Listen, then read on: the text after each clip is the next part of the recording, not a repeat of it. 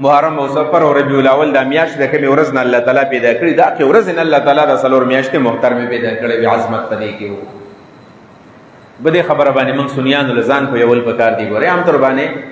د ډیرو سنیان هم دا سوچي جره محرم ته د کوم احترام او عظمت چې ملاو د نو دا به د عاشورې په دیو جوانی چې عاشوره کې حسین شهید شوی دا موږ پاتیرو جمعه باندې ویلو چې لس وجه موږ ویلې وی چې یوم عاشور د عاشور ولې دا به کې یو وجه صرف ده نه وجه نورې وي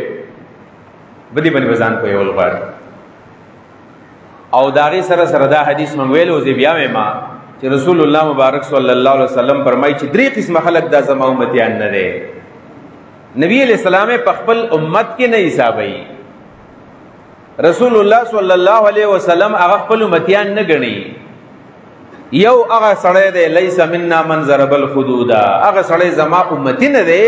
چې دا کله به غم راشي او دا خپل اننګي وي خپل مخونه وي ماتم دی شیغان ماتم دی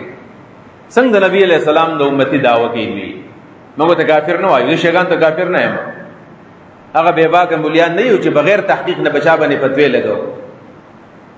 او نه د یو استاد او د یو شیخ او د مفتی په مینه کې او یا دغه په محبت کې او یا دغه په تحقیق باندې په پټو سترګو باندې موږ اعتماد نکوو الله رل سترګي را کړی دی الله رل عقل را کړی دی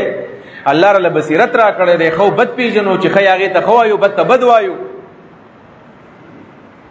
نو دا کار غلط دی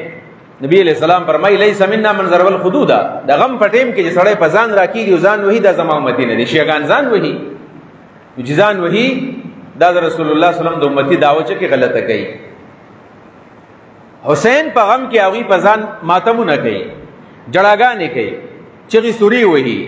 په شامي غریبان باندې هغه ځان لناسي او چغي وਹੀ غم مناوي د ورځې بیا حتی چې چهلم مناوي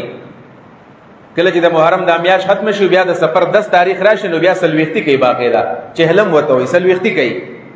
نو کدا سلوختی دا کدا 10 تاریخ ده کدا دویمه دا او کدا دریمه دا بدعات دي دا په دین کې دي ثبوت نشته لہذا شیعان بدعتيان دي دا مبتدعه ده دا بدعي فرقه ده مونږ وایو دا بدعتيان دي دا فاسقان دا ګناګار دا گمراه دي ځکه چې رسول الله صلی الله علیه وسلم دا واضح ارشادات مخالفت کوي نبی علیہ السلام دا زمو امتی نه څوک چې خپل ځان وهي غریوانو نه شلي او خپل مخونه وهي لیس منا من ضرب الخدود تاسو ګوري په 10 تاریخ باندې په ټول دنیا کې شیعان راوځي او ماتمونه کوي خدا بدعت ته اذان لم یاد کوي او د خپل کشرانو دم یاد کوي دا کار غلط کوي ولی یعنی ماتم ولی کې څه وجه ده ماتم په دې وجه باندې کې چې خپای پسې نو هغه پسې مونږ بیو بلکستان په سړیر خپایو مونږ ځان نه وو یا ته تاسو نه زمونږ سره مين ډیره ده شاید زمونږ تاسو مين ډیره بیا وګورو چې د حسین د شهادت نو ورستو په دغه زمانہ کې صحابه کرام ژوندۍ او تابعین ژوندۍ ولاغي ماتمونه کړیو ا د حسین د شهادت نه یو کال پس چې کله بیا محرم راغی 62 هجری کله رااله 61 کې هغه شهید شوی دی په 62 کې ولې صحابه کرام او تابعین ماتمونه کړیو ځان یې وهله نه والي ځان چې ځان نه والي تاسو ولې ځان وایي بیا خدا بدعت دي